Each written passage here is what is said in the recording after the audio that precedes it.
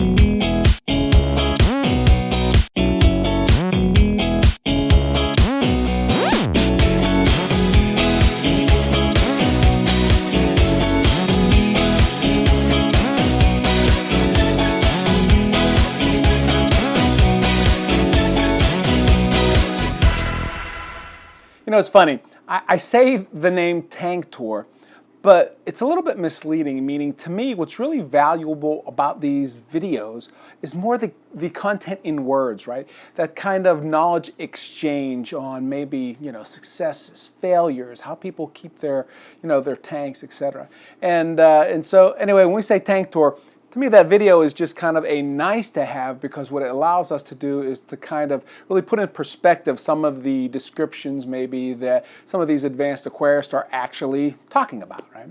And again, in this particular segment, right, we are fortunate enough to have an advanced aquarist by the name of Tim, right, that has been keeping reef tanks since about 2002. And on today's tank tour, it's basically of a 400-gallon coral reef system.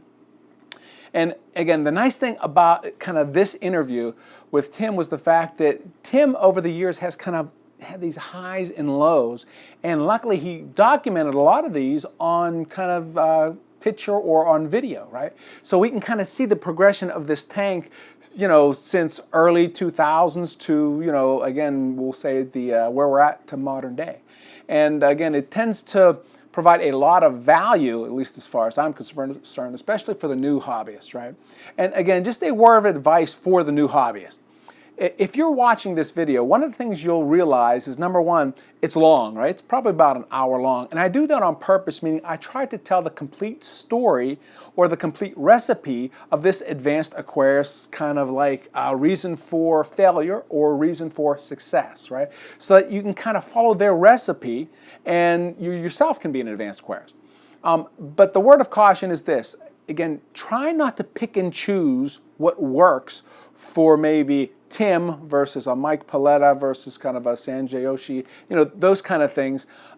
Because what you'll do is you'll find out that there are dependencies in each one of their own individual recipes.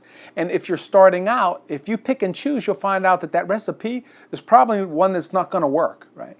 And if you want to be successful, just pick one, right? A tank that you like or a process that you like, and you kind of go with it all the way through. And then after you kind of learn those fundamentals, right? After you learn those disciplines, then you can pick and choose all you want. But at that point, you'll kind of have learned what is needed to learn, and then you'll save time, money, and aggravation. And again, luckily here, Tim did a real good job at kind of like describing what he did, and he also provided his contact information out on some of the forums, so you can ping him that way if you have a question about his recipe for success. So Tim, if you're watching, first of all, thank you very much. Again, I apologize in advance for some of the video here. Again, there were some technical glitches that basically took some of the video in the first half of this, where I chopped off Tim's head and that sort of thing. And unfortunately, it couldn't be helped. But that being said, it's still a lot of valuable content as it relates to, again, not only the video side of it, but the history lesson, so to speak. So again, thanks again, Tim. And now for the viewers, let's hear what Tim has to say about his long life lived in this aquarium reef industry.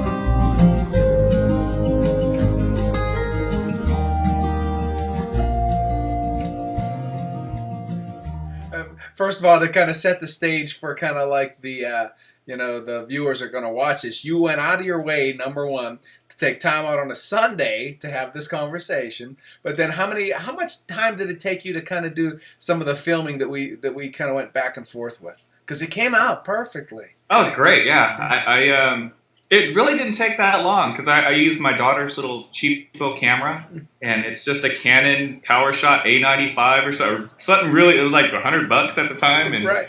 So she lets me use it whenever I need it, and it's not that hard to do. You know, the videos and just kind of uploading it's probably the longest part to my Google Drive. Well, it's funny because as the viewers will see it, the videos came out perfect, and I'll be able to do still like 1080 by 720. And, Sweet. And it'll be one of those things where you and I never actually were within 10 feet of each other. The tank, yeah. Yeah. So let's give a little background. Okay. Again, we met through kind of the Reef Tutor HPD stuff. And basically I said, hey, send me a picture of your tank you sent over. And I said, wow, that's awesome. How about we do a video? And you're like, hey, I like it. Good idea, right? A little time to clean up. And that's why we're even talking today. And so if you can, how about for the viewers, give a little background of how long you've been in the tank, in the reef keeping business, right? And then a little bit of those progressions of the tank, because you were kind enough to kind of show the progressions through the years, right? That kind of brought you to where we are today. Sure. Well, I guess I started back in 2002. Okay. So October of 2002 is when I set up the 300 gallon that you saw earlier. Yep. I don't know if you'll have it on the videos or not. Yep. Yeah. What I'll do is I'll put it right over top. Everything that you put in that kind of progression over time, I'll just take and cut it and put it over top of it. Okay. Yeah. So 2002, I set up the 300 gallon, but it started off with like the standard fish only with live rock, and kind of graduated from that to softies for the next year, and did the whole deep sand bed thing because that was the thing to do back then, according to Shimek and all those guys. And ran that for probably like 4 years, and then went to bare bottom because I just got tired of the sand and it kind of clumped up on me and had some weird issues. So I pulled out the sand, put in new sand one time before I finally decided to keep it all bare bottom, and it was a lot of work. I mean, the 300 was fun because it was a really big challenge to get that going and get the corals growing and stuff like that. To go from softies to dabble into SPS to finally watching your SPS grow from 1-inch frags to decent sized colonies where you can start fragging them and making a little money back to maintain your cost for the tank. It was great. Right. Yeah. And then so then the tank crashed. I think about 4 years ago. We had toxic mold in our house from a leaky dishwasher, and the repairman came out here to replace the dishwasher, pulled it out, and said, "You've had mold back here." So that led to a whole mold remediation throughout the whole house and pulling out the carpet. So broke down the tank then to get new flooring. The SPS, hardly any of them made it. It was a terrible couple months of work trying to save money and doing a lot of it ourselves, and didn't work out so good. And then set it back up, and then had it running for another, I think maybe 8-9 months, and then it crashed again. The acrylic seam started to go. Oh, that's right. So, yeah, it was just like, you've got to be kidding me, man. I just set this thing back up. The corals were finally starting to grow a little bit, the monies and things like that. Right. And then decided just, my wife said, well, you can either have a new tank or have a car. So what's it going to be? So I chose a tank, which was probably not the right thing to do, but that's why I'm rolling in a 2001 RAV4. So it is what it is. The new 400's been up and running for, I think, 3.5 years now. I think it's finally hitting its stride within the last year, 2015. This year, I think it's really hit its stride as far as like settling in, getting the bacteria levels right, and the corals really starting to grow and color up really nicely. Yeah, I was going to say from the videos, and the viewers will say, yeah, to your point, it does. It looks like it is kind of just growing in nice now, where it's kind of like on autopilot as you kind of get in its phases. So what originally made you go from kind of the softy tank into more of the, stony kind of tank?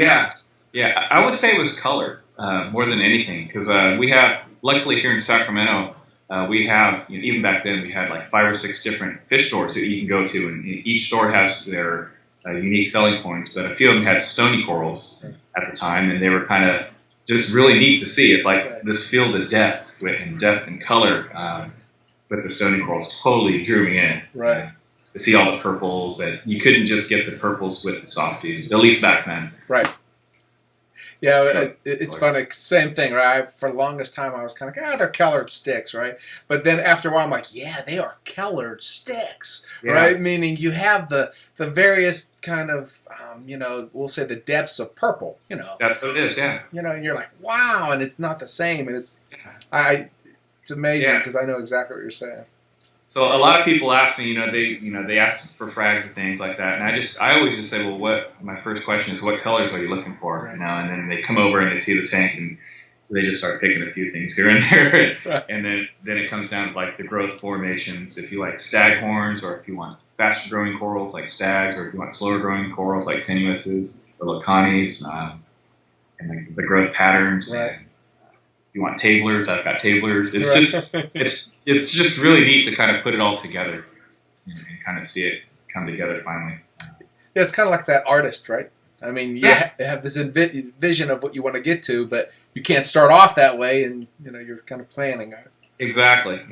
So for the first year after I set the 400 up, when I transitioned from the 300 to the 400, I couldn't grow acros for the first year. I would get acros from my friends and then give me testers and all that. And for the first year, everything just would not live. They slowly STN. The Montes were fine. So that's why they're so big. And the chalices were fine, and that's why they're like really big in this tank.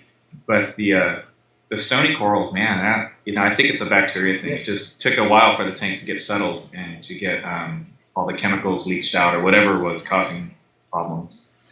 Yeah, and that's one of the things we've seen with a couple of the Mike Valletta tanks that he set up, right? Where, again, new tanks, same water, same everything per se, but it's not seasoned, right? And, seasoned. Yeah, that's the word I'm looking for. I mean, it takes. I personally at this level, I think it takes a year to kind of season the tank. 9 months, you start seeing stuff encrust. If it's not encrusting, it's STNing or RTN, and you're tossing stuff out. But after it hits that stride and you realize, okay, everything's starting to lay down bases and see the new growth at the tips and things, you're pretty much golden after that, as long as you don't run into it faster. Right. Water leaks, mold, Yeah, something electrical, or always something in this hobby, man. It's always something. Exactly, like we were saying before, right? As soon as you have months that are great, and then something happens, no matter what. Yeah, my little line that I like to say to myself is the tank can go from elation to deflation in a matter of days. I mean, it could be like, it's one of those humbling experiences where you think hey, I got this down, everything's peaking. And then you take a picture and you post it somewhere, and then the next week the coral dies. I mean, it's just it's just like a curse. And, it's kind of funny, it's just like, all right, just when you think you have it dialed in and you got everything on cruise control, you got to take a big piece of humble pie there and just kind of roll with the punches. So let's talk about the fish side of it. In other words, we heard the progression of the tank through the years, going from the softies to the hard, etc. Have your fish kind of basically changed as well through those steps, or have they remained the same? They've remained the same. I mean, they've grown. A lot of them have grown, but like my Achilles tang that I've had for I think 7 or 8 years now, hasn't grown. So when I bought him, he's the same size. Right. And I got it right out of the bag at the store, so I got it home, and the thing has not grown. I was hoping by now he would be a 12-inch, showcase Achilles tang with a huge red teardrop and all that, but it just never panned out. All the other fish have outgrown him. It's just weird how that works, but he's still beautiful though. Thanks. Yeah, he's definitely our pet. He's my favorite fish because I've had him for so long and he's been through so much. Right. With tank transfers and And I think that's one of the interesting things too, because more people I ask that question. To your point, a lot of those fish tend to be remaining constant through the years. And it's one of those things where it's just interesting because, as kind of that reef keeping side of it, we focus on the corals, but a lot of times we forget about those fish, and they're always there. They just kind of, they're living in pristine water, right? Yeah, most of the time. Right. It'd be different unless you're not keeping up on your maintenance like I do Right. sometimes. Right. So let's talk about that a little bit, right? Meaning, okay, when you started, what kind of maintenance habits did you have, and now what kind of maintenance habits do you have? Right now, how do they Oh, progress? that's a really good question. Well, I think not having a sand bed makes it a lot easier. Less scratches on the tank, so you don't have to worry about removing scratches and things like that. And also, the water quality it's just kind of hard to explain, but ever since the sand bed, I have a lot less algae. I'm able to get the flow up higher. But again, bare bottom tanks aren't for everybody. It just, it's one of those things where some people prefer it, other people don't for the sand and fish. Right. But as far as actual maintenance, I used to be a big believer of large, frequent water changes. Mm-hmm. And even when I set the 400 up for the first year or so, I was doing like 60-gallon water changes every 2 weeks, which is, quite a bit. Yeah. And I would say within the last year, first of all, we're hit with a big drought out here in California, so water conservation is huge.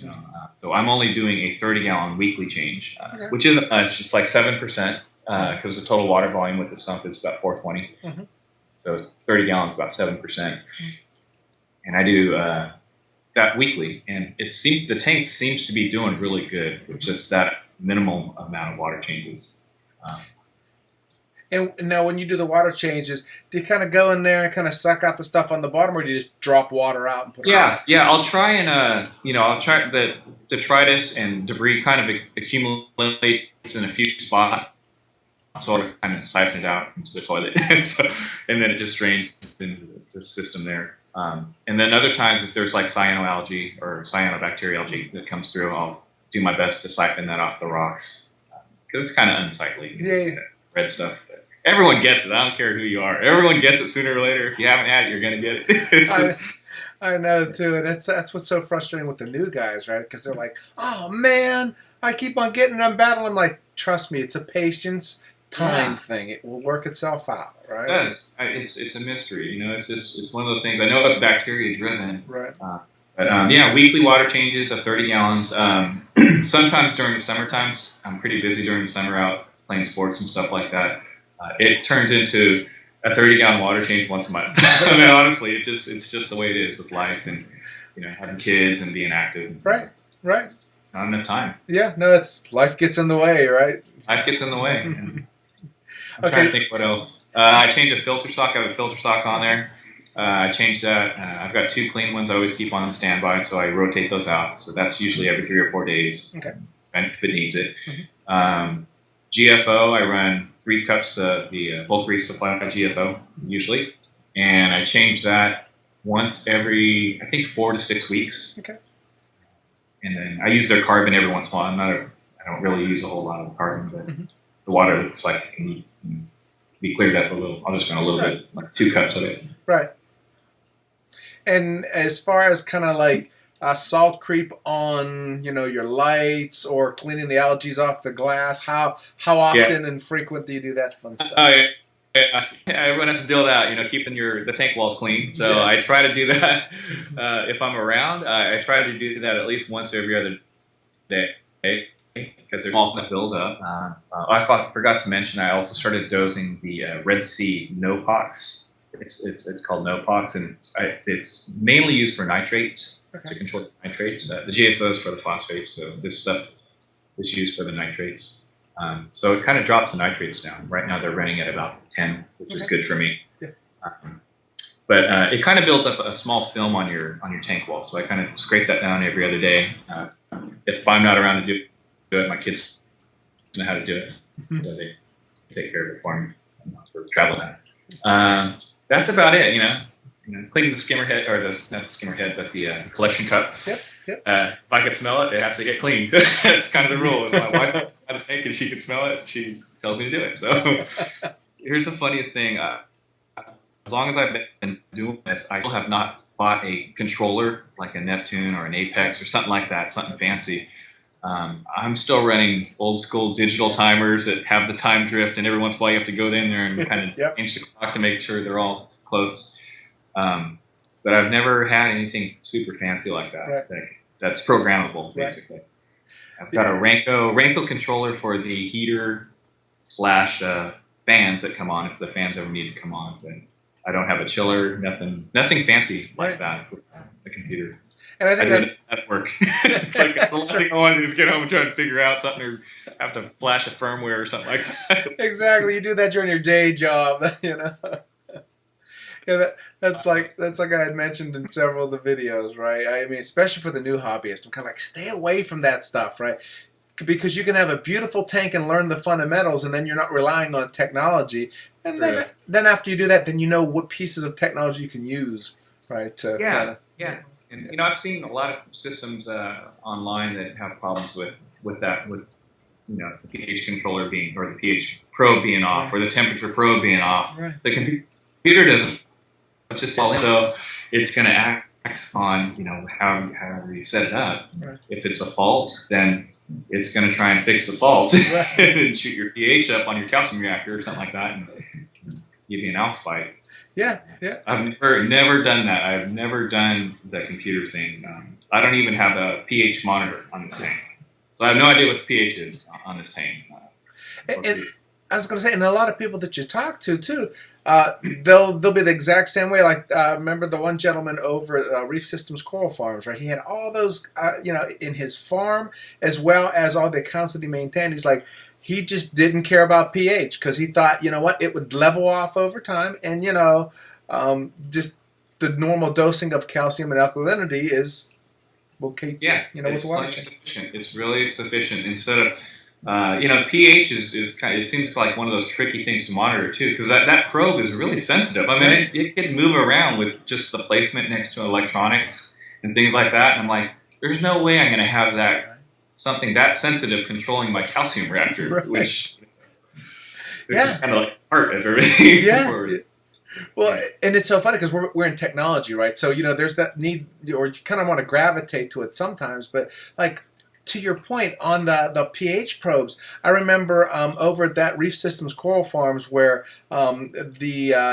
she was a doctor over at Ohio State University where she was doing basically various kind of studies, and she would get funding and things like that. And so what they would do is they would have the high-end gear and do all kind of stuff. And we were talking about the probes, and I asked her, well, how often do you calibrate the probe? And she was like, you know, basically, they were calibrating them like once or twice a day, and I'm like, and the probes were like, you know, $10,000 probes. It's not they were cheap. Yeah. These are, you know, the aquarium-based probes.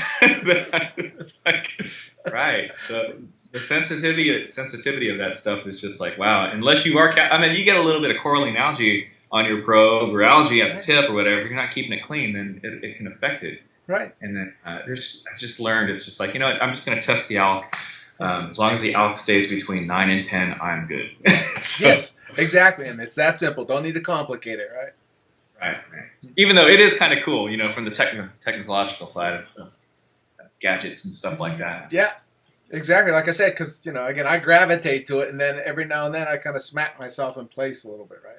Yeah. And I think if I was out of town and the computer went haywire or the digital readout of that thing went nuts or something, that's like, I couldn't explain to my wife how to fix that or have a friend come over and fix that. Right.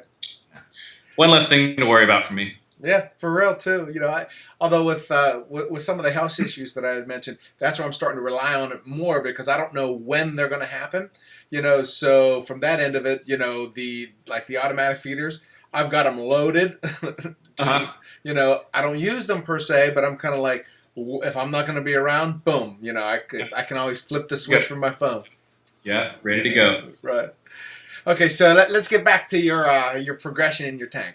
So a little more details about the tank that you have now, right? As far as kind of like you had mentioned the gallon sizes, etc. But you know, as far as kind of what you're using for filtration, skimming, sump, why don't you go over some of those details? Sure. As far as filtration, I am using an ATB skimmer, and it was like their first large model that came into the States. And it was a lot of money back then, but it's actually held up really good. It's the big red one. I forgot what pump it uses, Flowstar 2000 or I forgot which one, but it really works really good, and it's dead quiet, and it's been really reliable for the last like 7 years. Mm-hmm. So, great quality skimmer, ATV. Okay. Filter socks, like I said. Heaters. I'm running. What about a sump? How big of a sump? Oh, the Sump is a used 100-gallon tank that I picked up of Craigslist and modified it and created my own baffles for it when I was setting up the 400. So you know, I was money strapped as it was, so I couldn't go out and have a brand new custom made Sump built for me. Right. And so I just did what I had to do and modified a Craigslist tank and put in the baffles myself. Right, and it came out perfect. I mean, and it goes to show you again. You don't need to buy necessarily all the high-end whatever. It's the fun of the hobby. Make it, right? Yeah, something like a Sump. As long as the tank's in really good condition and, you know, the welds look good on it and it wasn't bowing a whole lot. Again, it was only going to run basically 50% of this water volume, so it's always going to be halfway filled. Right. It worked out really good. So you got your filter filter socks feeding your sump. And then tell me what is it? Okay. So after that, that first chamber is a filter sock, and then it goes into the chamber with the skimmer, and then a couple baffles later, it goes into the next section that has the GFO running in a whatever those media reactors are, standard media reactor, and also in there I've got those Saran media. The bio block kind of, the big block. So I've running 4 of those, and I do think I was kind of skeptical at first, but I really do think they work as far as like nitrates and bacteria. They just take a little while to get seeded. Right. But yeah, between that combination of the 4 of those blocks and the no pox dosing, and then my nitrates are really low now, about 10. Right. And they used to be really high. They used to be like 60. Mm-hmm. My fish load's too big. I honestly, I'm not going to get rid of these fish. I've had them for years, so they're sticking with me. Yeah, that's my world. I'm kind of like, to me, you could do all kind of things, but I love big fish. Me specifically, I just like tangs, right? I don't care what kind they are, right? And it just is what it is. So to your point, there are prices to be paid for that, right? Right. So you just got to figure out how to pay it, right? Yeah, they're pooping machines. You know, you see them when they eat, and they swim around the tank and drop their loads everywhere, and it's just like, man. Exactly. You has to kind of control it. And especially. I was going to say, especially if you're using the HPD stuff, right? Because, again, that's all they do then, right? You're like, oh, man. By the way, that is great food. Everyone that comes over, I totally suggest and recommend to them the HPD because the tangs really love it. And not just the tangs, the anthias, the flame wrasses eat it, flame angels eat it. Everybody eats it. It's weird. It's like a universal food, even though it looks like something that is built for tangs because it's green. You know, you think it's kind of right, exactly. And it's so funny. Like I say, I always tell everybody, it's kind of like, for me, it was one of those things where I just originally did that so my tangs wouldn't fight in the one tank because at the time I had like 10 tangs, right? And they were all big and everything. I'm like, well, I'll take care of that. And then, after a while, the little foul fish would come over and he's pinging and I'm like, no, you're eating Aptasia. Don't eat that, right? Yeah. Don't load up on the good stuff. Exactly. Right. But I tell you, it's just one of those things where I like I said, I don't know the formula, but that dude did a great job in it, right? So. And it does really last too. A couple containers that can last you like 3 or 4 months, depending on how thick you make it. Right. And if you add to it and how much you use. Right. Also, regarding the no-pox, my dosing amount is 20 milliliters. So I dose 20 milliliters a day. And now, I'm assuming you didn't start off at 20, right? In other words, you kind of graduated up to it? I went full on. I mean, actually, when I first started, rates were so freaking high, and I was thinking, this has got to be bad, because I was just always feared high nitrates. So I started at a higher level. I started at like 60. And so since the nitrate level has dropped, I've actually backed off on it. I don't want it to get to 0 or 5 even. It's somewhere like 10 seems to be.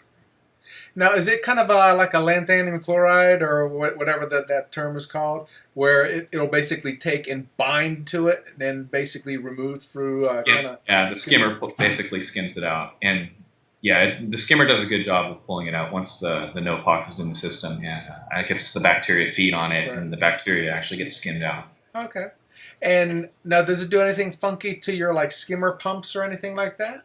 No, not so much. I mean, it's part of routine maintenance for me. I just go in there and make sure that the skimmer's running fine.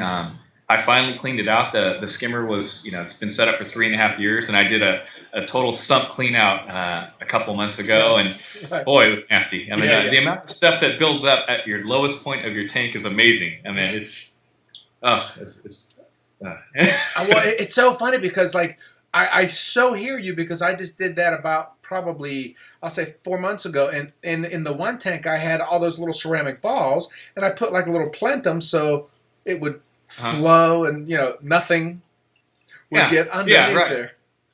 You take those things out and you swirl them around, it's like, what in the heck was in here? Yeah, exactly. So I think, that's one thing I'll do more often, is get in there and just kind of stir the media blocks up a little bit and see what comes out and siphon out. Yeah, I always have admiration for those people when you see their sumps, that they're like pristine. You're like, wow, man, if I could do that, right? Yeah. It's pristine just for the video. It's pristine just for that tank shot only. Yeah. And then you come back a couple months or catch them off guard, and then you get the real, hey, this really looks like.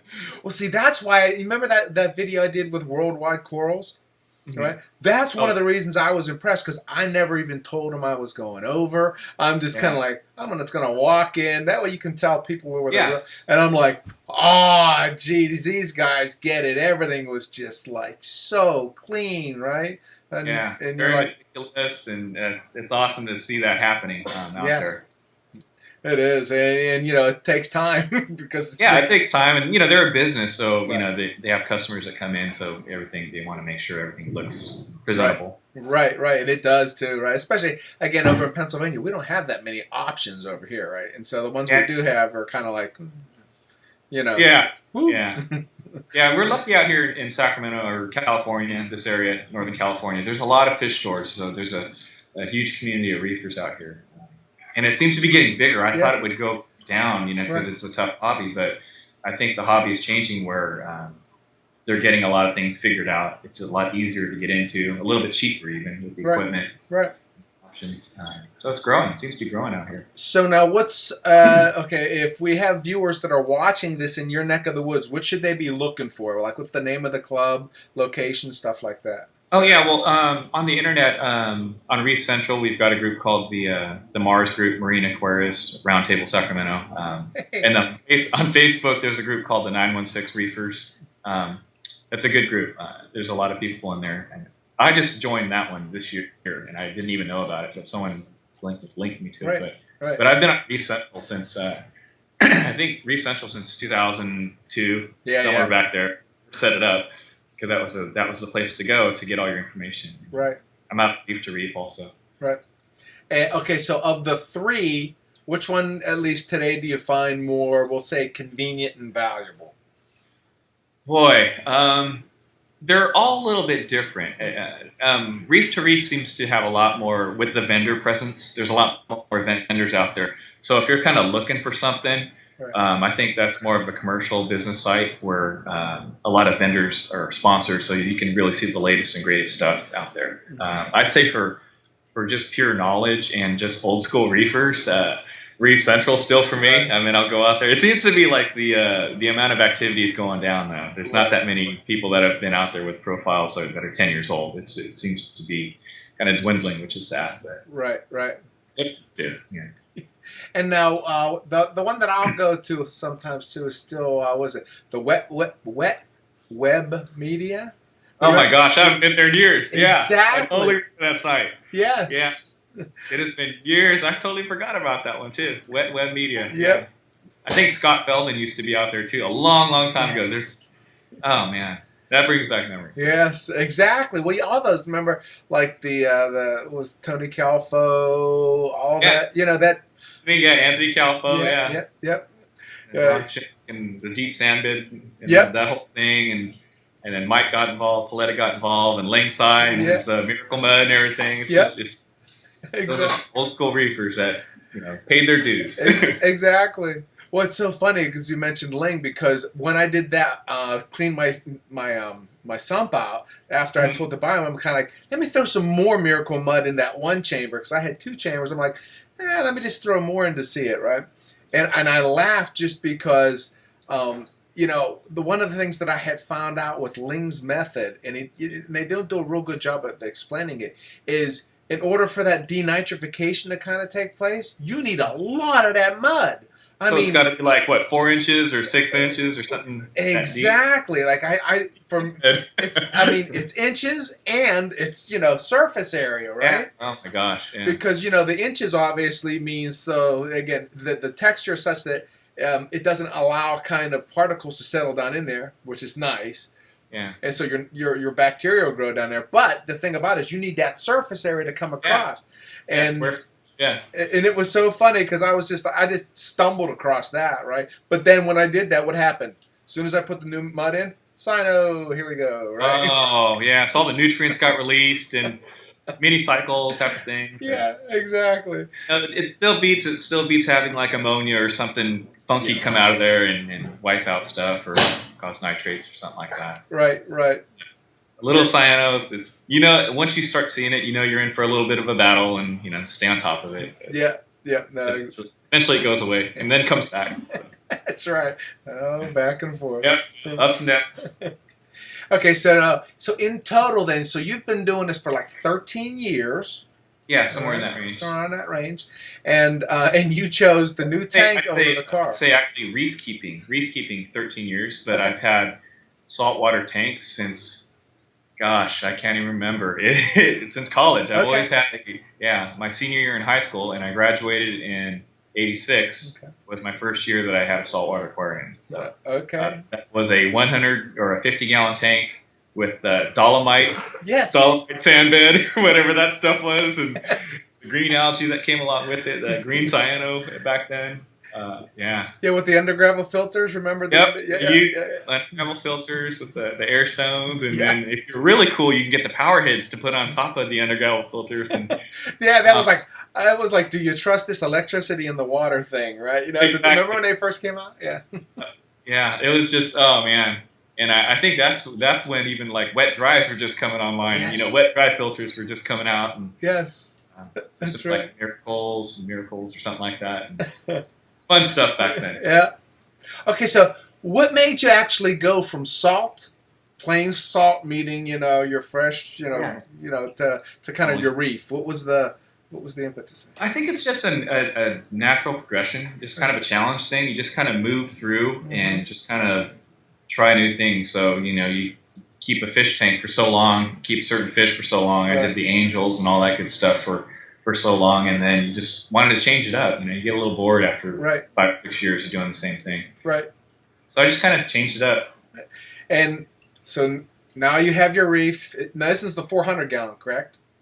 Yeah, this is the 400. So this is 400. So do you have anything dosing like your calcium and stuff like that? Oh yeah, calcium reactor. Okay. I have a huge calcium reactor that is probably 10 years old also, and it's from Bar Aquatics. That eventually went out of business and became Austin Oceans Aquatics, and they went out of business too. So I've been around a long time. Right. I've got equipment that shows it. But it's still works great. So. I'll see. So that goes back to our earlier discussion about trying to support those smaller companies, right? Just because they need all the help they can get, or if not, they go to the side of the road, right? I mean, some of the older ones are still around, like Geo. I think Geo still makes calcium reactors. Yes. So he's pretty good. Yep. It's been a while, and I have no need to upgrade it or change it out because it works great. As long as you kind of clean it out once a year, you just take it apart, clean it, and you're solid. I mean. And now, okay, so from your sump, what kind of pump? In other words, how many gallons is that thing pushing up? Returning into your tank. Yeah. Well, originally the 400, and the 400 has got a Dolphin Amp Master. I think it's a 3750. Okay. It's still plumbed in line because I was running that for the first couple years, and then I switched over to a DC pump after what was it, that guy John Coppolino. He came out here and was speaking at one of our Reef Club meetings, and he came over and saw the tank, and we were shooting the breeze, and he said, "Oh, you should try a DC pump because they use less electricity, things like that. So I just bought a cheap DC wave pump and put it in there and shut off the Dolphin Amp Master. And so I'm using that as a return. And I think it's only pushing maybe 2,000 gallons an hour back. Not super fast. Sure. Not a whole. And did you notice the DC pump was a lot quieter? Right? Yeah. Oh, yeah. Okay. Yeah. And it's internal, too. I really hated having the Amp Masters plumbed in because I've used them all throughout the years. Right. And eventually, as well as they did their seals, and you get the grade 3 level sealed, saltwater safe seal, the stuff would eventually leak for some reason. Right. So it's still then it's just not turning, so it's not powered on. Yeah. Yep. Okay, so you from your DC pump, then you said you also cut the powers down as well. Yeah, I don't have an amp meter or something like that, a kilowatt meter to measure it. But it just our electricity bill's gone down a little bit. I don't know if I can actually attribute it to the whole DC conversion. It's hard to measure that for me. Right. It's not. It's not like something that jumped out at you then. So. Yeah, it's not like wow, our bill's $20 less. It's not that. Another thing I forgot to mention is I'm running a UV sterilizer. Okay. So it's a big one. It's a 80 watt Emperor. It's the 80 watt Emperor T5 high output UV sterilizer. Because earlier this year, I think it was in June, I bought some fish from the local fish store. I don't quarantine. That sounds. I just don't do it. I didn't have a UV on the tank at the time, and all my fish got sick. I got little blue-eyed cardinals that came in, and they were kind of stressed out. And I guess they brought in a parasite.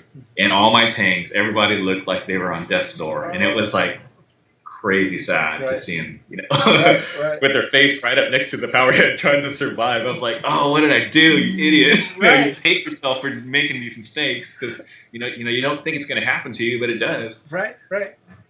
And so you popped that UV sterilizer on, and it saved the day, so to speak?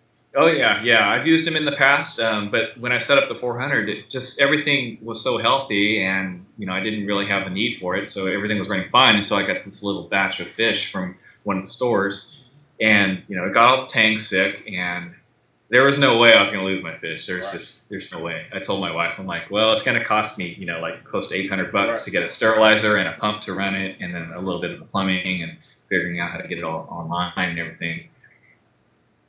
Thing hooked up, and within 2 weeks, the amount of ick that was on the fish was totally going away, lessened, and then within a month, they were pretty much back to normal. Perfect. It took a month, but still, did you lose any? No, the tangs, everybody made it through, and that's the important thing. These guys are like pets, I've had them forever, and I guess a similar thing would be, for your dogs. If you have dogs or cats, we have dogs, and they got sick and had to go to the vet. We dropped $1,000 or whatever it would cost to keep alive. Keep healthy. Yeah, easy, right? They're expensive. Vet bills a lot more expensive. And now. One more thing to maintain, one more thing to, have an additional pump for, and change the UV bulb out once a year. I'm thinking it hasn't quite been a year. It'll be a year in June, but it seems to help. And you're running it 24/7? 24/7 right now, yeah. Yeah, because unless I feed the. Sometimes I feed the. What is that? The Reef Nutrition, the Oyster Feast, and Roddy Feast. Once a week, I'll put that in, and the Cyclopses and all that. Just whatever, that bulk reef supply, reef chili. I'll just put it all in one little container. And usually about 80 mils of this stuff that I put in there. And I shut off the return pump and then turn off the UV and all that and just let that go overnight for a few hours. Right. So speaking of what else? So you feed that kind of bouillabaisse once a week, right? Yeah. and then what else do you feed the tanks? The actual... Just the fish food only. Okay. But I do that whole mixture of that stuff and that coral, the amino acids. I forgot what it's called. It's like the omega? Acropower. That's what it is. Okay. The Acropower. I only use a little bit. I only use like 40 mils, which isn't, it sounds like a lot, but for a lot of water bombs. Right. So I use 40 mils of that along with that other stuff, and that's just once a week. I don't really know if it does anything, but I feel good doing it. It's like, well. I know. Isn't that funny, right? Because you get the things like, sometimes you're like, it takes earth, like the earth moving for you to stop doing something, even though if you don't know it works or not, right? Right. Because you know it's not causing anything bad to happen, right? Right. And you just feel good doing it. It feels like, okay, it's marketed for feeding the coral polyps or whatever, increasing polyp extension and color, and you just kind of, then it's time to, the bottle gets empty, and it's like, well, should I really get some more? I'm like, well, what the heck, It's just, yeah, you're preaching to the choir. I know exactly what you're saying. So now in your tank, so as far as your feeding, you don't do anything special there except for that. What about lighting? Yeah, let's talk, because I know you got a whole array of lights, right? Yeah. That lighting changed in 2014. I've been a traditional metal halide VHO user for years. Always had the Phoenix 14Ks, 250 watt metal halides. Ran the Ushios before that. Ran the radiums. Gosh, all of them. I've been there, done that. Connect bulbs, the 14Ks, all the different ones. XM bulbs. Right. I've tried all the different bulbs over the years, and it's been a lot of fun. But I just got kind of tired of the heat.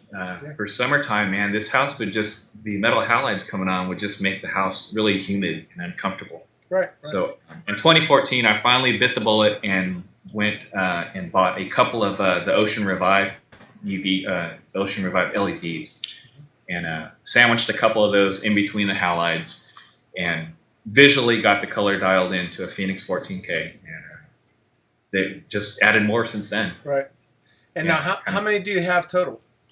Right now I have 7. Yeah. Okay. And it's pretty filled up. Yeah, I think I sent you a picture. So it's pretty filled up across that top bank.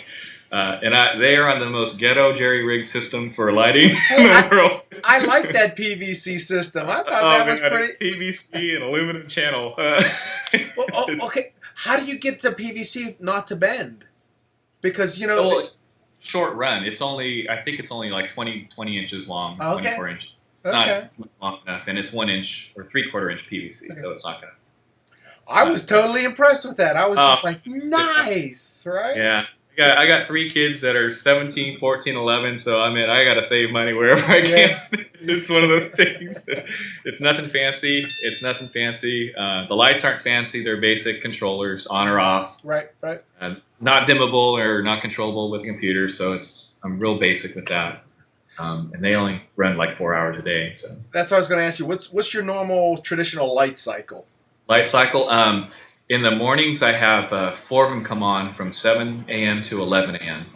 And then the BHOs are usually only on like a total of 4 hours a day. So 2 hours in the morning, 2 hours at night also.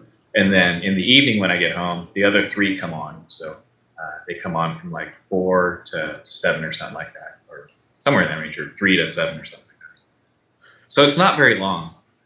Well, so it sounds like 12 hours. In other words, 7 in the morning to 7 at night. You've got light on, basically. Yeah, but it's only it's like the 4 that come on in the morning from 7 to 11.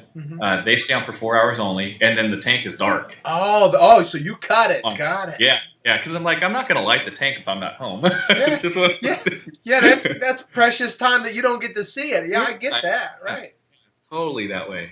But if I have people come over, I'll turn them on. And things like that. But yeah, it's always worked. Like a 4 to 4.5 hour photo period has worked good for me. It kind of keeps the algae down too. It seems like if you run it longer, sometimes the algae kind of takes over a little bit faster and gets a little more out of control. Yeah. But right now it's wintertime out here. I'm running the LEDs the same amount, like 4.5 hours each. But the VHOs I run for 12 hours just because I'm indoors now. So I'm like, I just want to be able to see the tank now. So Right. And as far as the VHOs, how many VHOs do you have on there?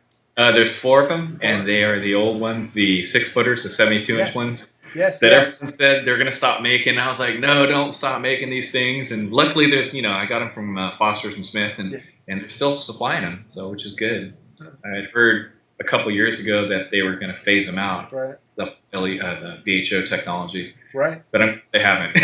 Okay, so then from a lighting perspective, that covers your lights, your photo period. And then what about circulation in the tank? Because I noticed you had like something on each end. What do you got going there? Yeah. On the one side of the tank that fits against the wall, I've got 4 of those Jabo power heads, the WP60s. 4 of them there. And then at the other end of the tank, there's one WP60 that I jerry rigged to a sea swirl 3/4 inch sea swirl that rotates. So it's a power head that rotates. It's nothing fancy again. So it's just something I threw together because I didn't want to have power heads stuck to the glass or the acrylic on that side, because I wanted to have a clean shot and be able to scrape the acrylic off, keep it clean. Yep. So that works really good, you know. And right now I have it set up where the power heads, only 2 of them are on at a time for 8 hours, and then they'll shut off, and the other 2 will come on for 8 hours. So it creates kind of a gyro effect through the tank. Right. So you know you're maximizing your flow with minimizing the amount of electricity you're using. So Right. So you have 4 power heads, only 2 of them are on. So. Right. And then the fact that you've got something on the other end's breaking it up too by kind of. You get some randomness and some swirls going on, and some little bit of eddies and bubbles and things like that going on. Yeah. And I think from 5 o'clock to 9 o'clock every night, all 4 of them are on. So it's just more chaotic. Right. For a few hours only. Right. All the stuff gets stirred up. Yeah, it's funny because I wanted to experiment with the one tank that I had was just actually taken, and they Ed from Aquarium Currents, right, the sea swirl guys, right, they have those sea sweeps, right, which are designed for, right, and so one of the things that I if I get the time, to do, was basically to take the sea sweep combination, to your point, do 4 of them, but put 1 in each corner. Similar like Sanjay had for the Penn State tank, right? Yeah. Only powerful runs, right? And then, to your point, kind of get 2 going, 2 going, and then 4, and see how that would, That would be cool. If you pull it off, that would be awesome to do, because you would get some really random currents going on, and then at nighttime, if you want to shut down like 2 of them for like less flow or something, you can do that. Right. And reduce electricity and all that. But the amount of flow that you would get with 4 of them would be cool. Right. And the thing is, they're not stuck against the glass either. So you can run your Metriper or your algae pad or whatever without having to move or slide around it. Right. Now, do you have anything special on the electrical side of it? Right. In other words, you got a lot of stuff that you're plugging in, and again, we're kind of trying to teach new hobbyists. We'll call it easy ways to manage and maintain. The easy and correct way is not to follow me. Okay. You and me both. Right. Follow me and my army of trip-light surge protectors that I have everywhere. I'm bad with that. Yeah. I'm a bunch of surge protectors. As far as electricity in general, though, I do have a separate circuit pulled for the tank. Okay. So I had an electrician come in, and when I had the 300, we have a dedicated, I think, 220 amp circuits pulled for the tank. So it's not going to trip anything on the house. Right. I think that's kind of important to do, because before that, you can plug in a vacuum cleaner and boom. It's like, it's not even on the same circuit. Why is it doing this? I guess it would just draw enough to trigger it. Right. GFC or something. Right. So got a separate pull ran for it. It's been fine since then. And is that one on one of the GFO circuit breakers or no? No. Okay. No. I know it should be. I know it should be. I swear I tried my best to do it, and it would sometimes pop for no random reason. There's like no electricity. I have no idea why it's doing that. And I think one time I tested it, and I went out to the breaker and powered everything off, and then powered everything on, and it wouldn't come on. It would like trip and everything came back on. So I was like, well, I understand the purpose of saving your life with the electricity, but I'm pretty. First of all, I don't get in the tank that often, so I try not to. But I always put my finger in reverse. So in case it is charged, it's gonna pull me away from the water. Same boat, right? Exactly. And I've got the GFO. And to your point, that thing will kick sometimes. I'm like, oh man. Yeah, GFCI, right? It just tripped. Yes. And it's funny because that's where I'm kind of like, this is where the technology side of me comes out. I'm like, well, I'll just add an Apex controller onto that with a battery backup. That way when it kicks, I'll get a notification. And then when I get the notification, that way I was trying to live in both worlds, right? That way I wouldn't get the whole saving the life in the house thing and everything else. But then you have the communication issues with the controller, right? And you're like, oh, no, man.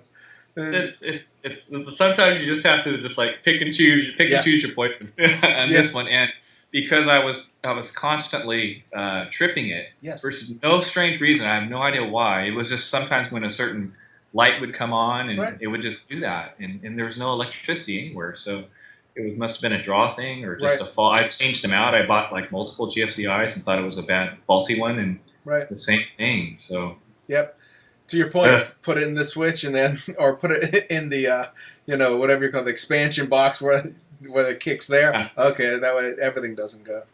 Yeah. So that's it with that. So we'll get off that one. No, don't follow me, man. Again, I'm doing it on the cheap. we all are, right? Like whenever you see Mike's, right? Mike Fletta's on some of them. Like I'll try to show him, and that's what I'll do the video to Mike, and he'll go, don't follow that, right? Tell you what not to do here. Okay. Yeah. Oh yeah. And here's another thing to maintain, even though people don't think about it, man. If you get back there and look at where all your wiring is at, and the amount of dust that gets back there, it's crazy. Yes. So, kind of get back there and vacuum it out every once in a while and dust it off. I guess the electricity or the charged component just draw dust bunnies or whatever it is, like a computer. It's just a nasty mess sometimes. It builds up. Yeah, especially with the humidity. Like if you have that sump under there, right? So there'll be humidity and salt creep that attaches to the dust, right? And then you're like, oh my, right? Yeah. And you might not see it. It might not look like it's that bad, but get a paper towel and run it by, and you'll see how much stuff you pick up. Which is it's just gross thinking that it's all down there. I know. What do you do? There's some universal truths through this whole thing, and we all follow some of them, right?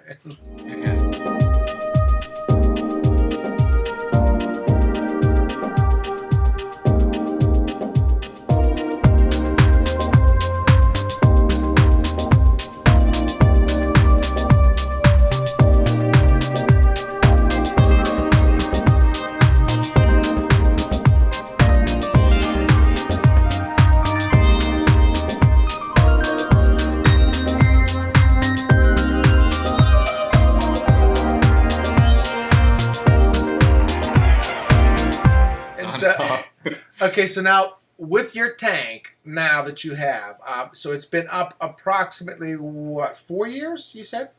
Yeah, close to 4 years, yeah. What's the one thing you would change on it, right? In other words, we all learn from our mistakes. Gotcha. Yeah. Honestly, on this tank, I would probably change my canopy because it's the original. It's the original canopy that I've had on the 300. So the wood has kind of gotten wet on the inside. Obviously, it does that when you're up there working, and so it's starting to rot out. So I do have to change that. Eventually, I need to build something new for it.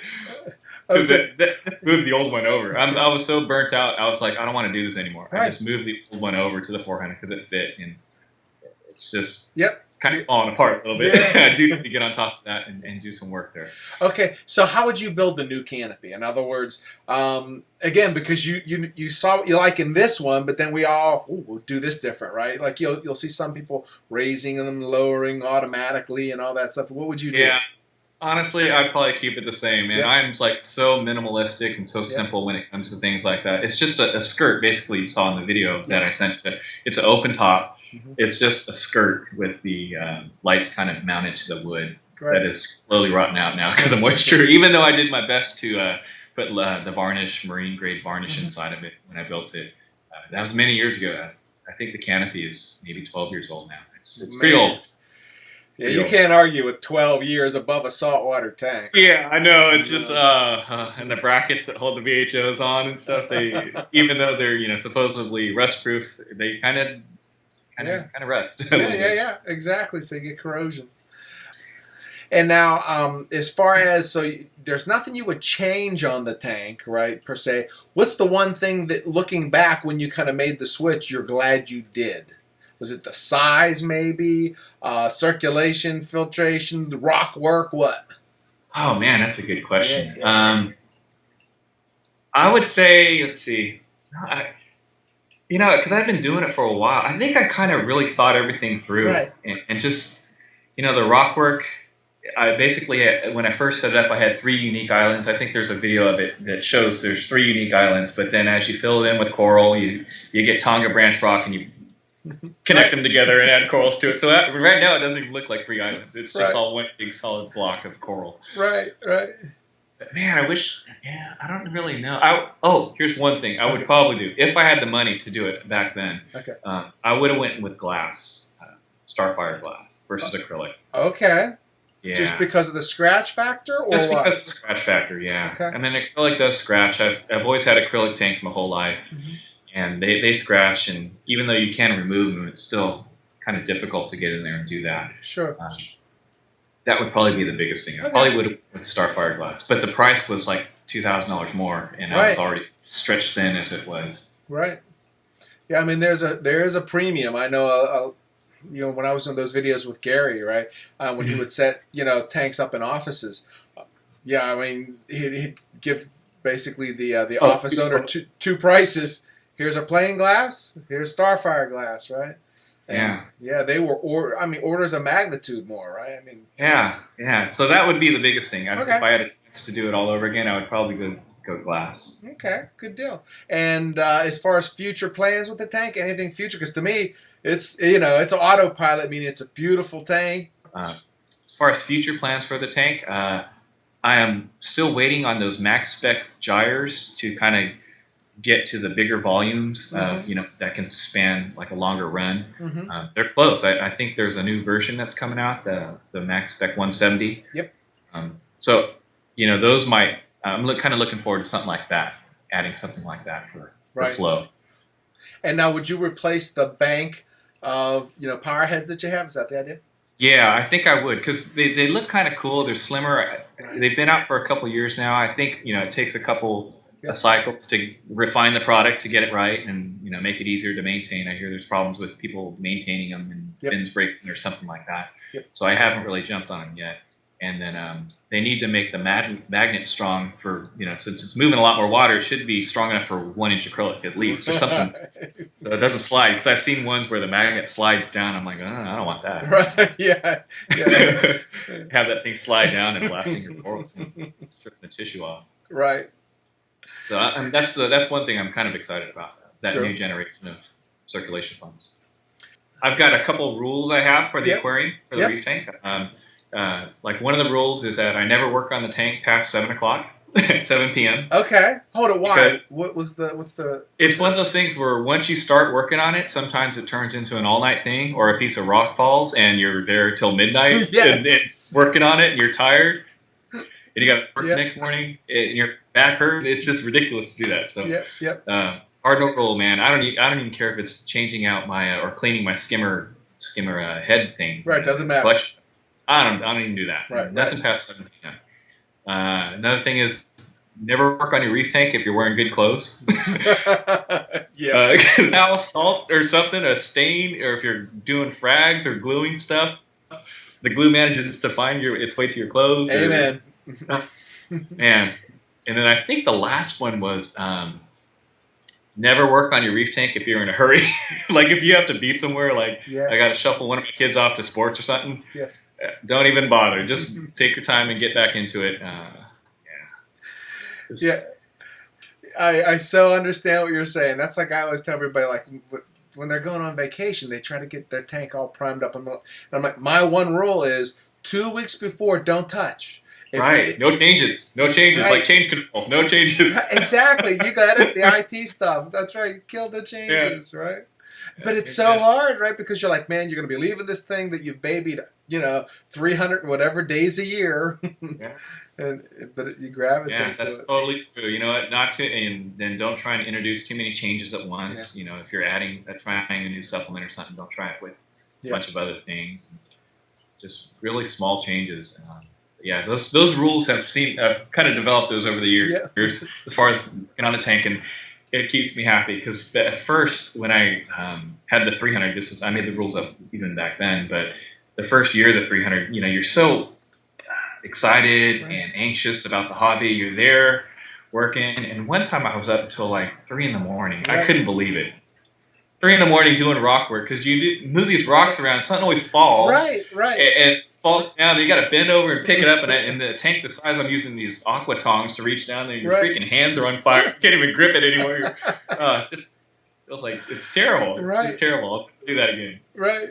Oh, that brings up actually a good point. You said aquatongs. Now, your tank is pretty deep, right? How deep is your tank? Like 30-ish inches?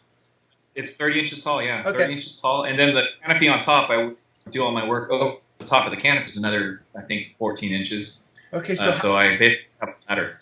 Yeah, so you get a ladder, but arms aren't going to still reach to the bottom. How do you maintain that? I got these. I've been using aquatongs forever. Those down and I'm pretty able to maneuver around the tank at the bottom of the tank and pick up things. Sometimes you just lose them. If you make a frag and sometimes the way the frag comes off of something, it rolls around and it goes under a rock, it's gone. You're just not going to get it back until one of the power heads blows it out or something loses it. So that sounds like rule number 4. Know when not to go after something in the tank. Yeah. Right? Oh, yeah. It's another good rule. Sometimes you just have to cut your losses. I'm like, oh man, I just really made a coral, a frag of something that's really rare, and it fell down. I can't get it, so it's like, all right, I got to cut another piece. And sometimes the piece pops out, and you can get it within a day or so. Just because of the way the power heads move the water around, it'll kick things out. And other times it pops it out, and it's just dead. Yes. It dies. Yes. Unfortunately, I know exactly what you mean, right? Good deal. So I'm trying to think here. So for the new hobbyist, right, if you had one piece of advice, we'll call this kind of the closing advice coming from Tim, right? For that new hobbyist, what would it be? I would say it's probably just it's really a patience game. It's going to test your patience. If you want things done fast, if you expect fast results, it just doesn't happen. It takes time. These things take time. I mean, you're building an entire ecosystem from the bacteria on up. So it takes time to establish things like that. Nothing's going to be instant with the reef keeping. Now, fish only, yeah, it's a little bit different. You can do like they do on that TV show Tanked and have your tank set up within a matter of hours and all that. But corals and ecosystems, way different. Right. So just be patient. Be very patient. Stick with it, persevere, and things will pay off. So Tim's advice: patience and perseverance. Yep. Okay, yep. I'll add one caveat to that, right? And a big checkbook, right? Or money in the bank, whatever you want to call it, right? Patient spouse that understands your priorities, things like that. Yes. I think about the amount of money that I've put into the tank and keeping it going. It's like, man, I could have freaking retired by now and drive a really nice car or something like that. But certain things, it's in some people's just DNA. I've had a fish tank or even guppies and stuff since I was 5 years old. So I've always had aquariums or water life like that. Right. My life. So right. Same here. It was so funny. I'm in the Pittsburgh area, right? And there's no oceans in the Pittsburgh area, right? So growing up, my dad said, "What do you want to do for a living?" I said, "I want to be a marine biologist." I was like in 7th grade, right? And he's like, "You see an ocean in Pittsburgh? Don't do that. Do computer stuff." Yeah. Right? That's new coming up. Okay, so I do computer stuff and I do this on the side, right? Exactly. It's a good balancing act. Sometimes it gets a little skewed. You get more focused on the fish tanks or the corals and stuff like that. Right. And it's kind of a waiting game, and it's a patience game, and kind of an interest game too, because sometimes there's some months where I'm like super dialed into the tank and feel great about it, and other months like the summer where I don't July. The algae's up. And then my wife says, "Hey, you need to clean the aquarium because you can't even see inside. I mean, it's bad."